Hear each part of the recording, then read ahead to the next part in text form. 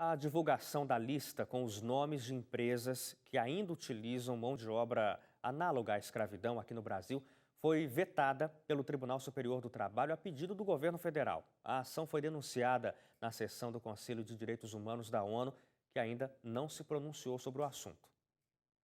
O Brasil foi denunciado à Organização das Nações Unidas pela decisão do Tribunal Superior do Trabalho de vetar a publicação da lista suja do trabalho escravo. O documento apresenta a lista de empresas flagradas com mão de obra análoga à escravidão. A iniciativa foi da organização não governamental Conectas, que levou o caso à 34ª sessão do Conselho de Direitos Humanos da ONU em Genebra, na Suíça. A organização afirmou que a lista já foi questionada anteriormente, mas essa é a primeira vez que o Executivo Federal se alinha com os interesses dos setores corporativos que se beneficiam da suspensão do documento. No dia 7 de março, o ministro Gandra Filho, presidente do Tribunal Superior, suspendeu a divulgação da lista.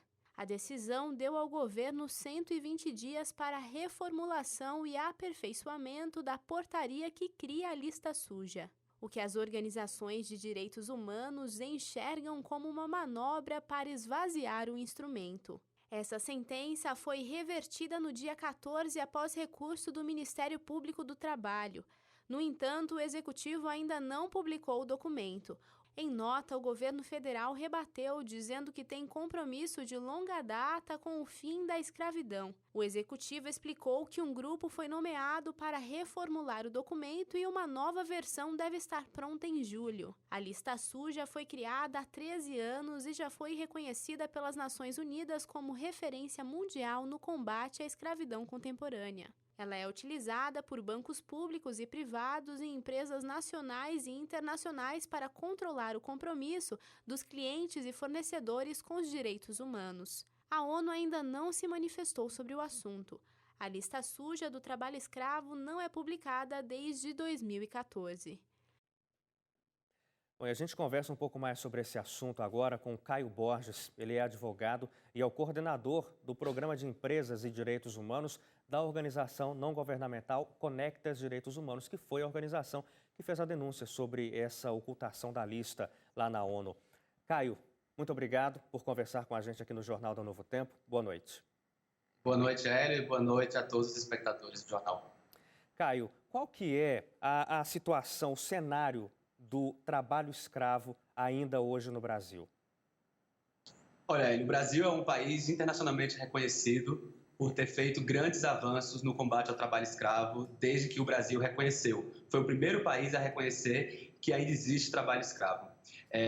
Nesse período já foram resgatados mais de 50 mil trabalhadores. Mas ainda assim, segundo dados da ONG Walk Free, existem mais de 150 mil pessoas em situação análoga à de escravidão no Brasil. E no mundo inteiro existe mais de 48 milhões de pessoas nessa situação. Então ainda é um assunto muito urgente, muito sério para a sociedade brasileira. 150 mil pessoas ainda em situação análoga à escravidão. É um número ainda muito grande. É verdade que você falou que o Brasil tem um empenho grande em acabar com esse problema. Agora, tendo em vista o que está acontecendo por conta dessa lista não divulgada e essa denúncia que a Conectas fez à ONU, qual que é a postura esperada das Nações Unidas em relação a esse assunto específico? O importante é que a ONU é uma das maiores defensoras da lista suja. Em abril de 2016, a ONU se posicionou a favor desse instrumento. É um dos instrumentos mais inovadores de combate ao trabalho escravo. E a ONU é uma organização de governos, né, formada por outros países. Então, o que se espera agora é que os outros países questionem o governo brasileiro em diálogo sobre quais são as medidas e o compromisso efetivo com o Brasil e se não está havendo uma mudança de orientação e um enfraquecimento desse compromisso do país com a lista suja. O Brasil vai passar agora em maio por uma revisão global sobre a situação de direitos humanos no país, dentro desse órgão no qual a Conectas fez a denúncia, que é o Conselho de Direitos Humanos. O Brasil voltou a ser membro desse órgão desde janeiro. Então, é esperado que o assunto lista suja seja um dos temas prioritários desse diálogo que vai ocorrer junto à comunidade internacional. E também existe, Caio, uma formação ainda em andamento de um grupo para reformular a lista suja aqui no Brasil.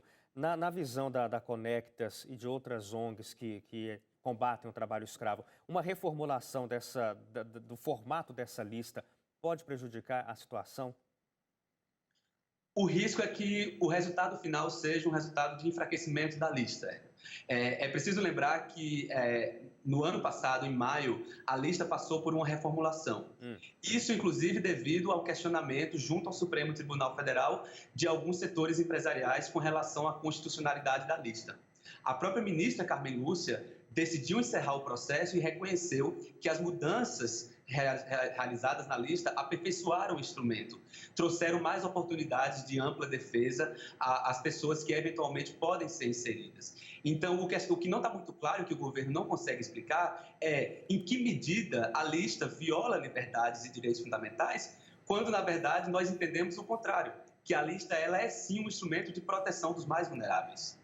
Ok, bom, a gente fica na expectativa de que essa denúncia surta um efeito, que a ONU cobre e que o Brasil, o governo brasileiro, continue com o trabalho que, como você mesmo já mencionou aqui, é um trabalho exemplar e reconhecido no mundo todo, Caio.